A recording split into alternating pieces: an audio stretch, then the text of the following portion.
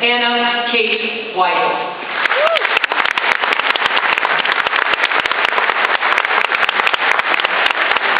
Thank you, Ms. Brewer. And I'd like to welcome you all to Brewer High School's graduation ceremony for the class of 2010. You meet us here this afternoon at the convergence of the present, the past, and the future. The past, the memories and experiences that led us up to this point. The present, the aforementioned ceremony, which I just welcomed you. And the future, our hopes and aspirations for our lives to come. I think memories are like chocolate ice cream. No matter how much I have, I can always have more. Today, we look back on the things that made high school great. Perhaps you'll remember having a semi postponed because of the swine flu, or eating pizza for lunch every day. You might reminisce about the first time you ever signed on to Facebook, or got behind the steering wheel.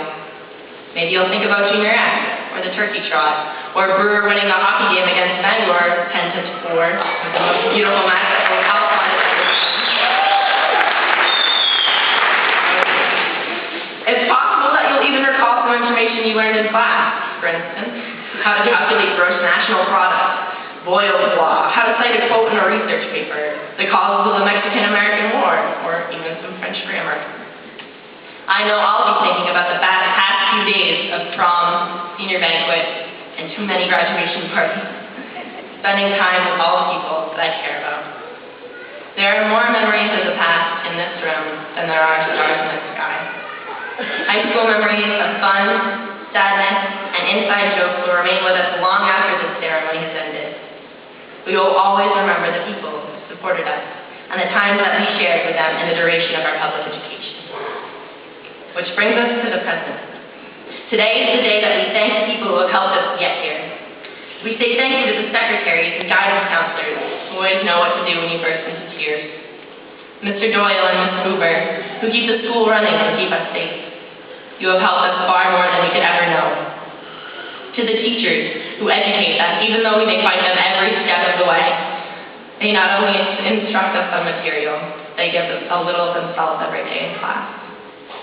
To the club advisors, coaches, and directors we've had over the years, you've enriched our high school experience so far beyond the classroom. We are all indebted to leaders like you. We appreciate our friends, many of whom are sitting with us on the stage. I know my friends were the reason I dragged myself out of bed to go to school every day. We give thanks to our parents and family members who have loved us from diapers to graduation gowns. You are the picture takers, the lunch makers, the homework helpers, the ride givers, the advisors, mentors, and heroes to all of us.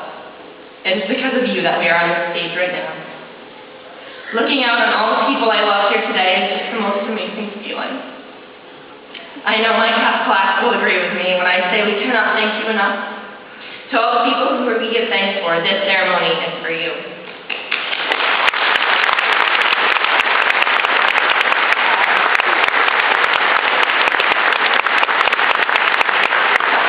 So finally, we come to the future. Wondering about this very subject, I once asked one of my teachers, "Come on, aren't you going on to bigger and better things than just Brewer High School?" He gave me this wisdom. "Well, I'm happy here, and I love what he told me. And I believe that if you really love your work, then why should you do anything else?" I share his words with you today because they have so affected my life for the better. And I hope that they can hear. In the second place, your future success will not be defined monetarily or according to your professional seniority. Success won't be averaged like a GPA or scored like a standardized test. It won't be counted in your financial assets, the plaques and trophies you may receive, or even in diplomas. The ultimate success is happiness. And that is an achievement that cannot be calculated, grasped, or quantified. If you are passionate about your work and love what you do, then you could not be more successful. Throughout our years of instruction, the people who love us and care about us have tried to keep us from harm. They have tried to protect us from failure as we pursue our dreams, encouraging us to have a plan B, just in case our lofty ambitions don't exactly work out. We were told, keep your options open, Be practical. Be realistic. Well, the letters are in, the papers are signed, and we are on the verge of walking across the stage to receive validation for 4 years of hard work. My fellow graduates, I don't know about you, but I am tired of Plan B. Now is not the time to be pragmatic. Today's hopes are not supposed to be lessons to the practical. We cannot achieve these dreams when in the back of our minds we're planning for failure. Indeed, how are we to succeed when our efforts are divided and intense?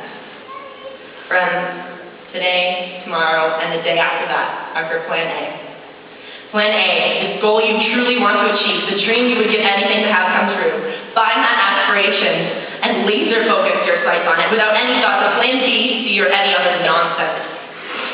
Nothing should distract you from what you truly want. And hey, if you haven't gotten that much figured out yet, nobody really does. Those who say they do are lying. I wish you, fellow graduates, the best of luck for the future. There's a lot of world to be changed out there, and a lot of dreams to be had. So we better get started if we're going to do it before the world ends in 2012. It has been an honor and a privilege to represent you these past 3 years. I am truly proud to call you my class. Thank you.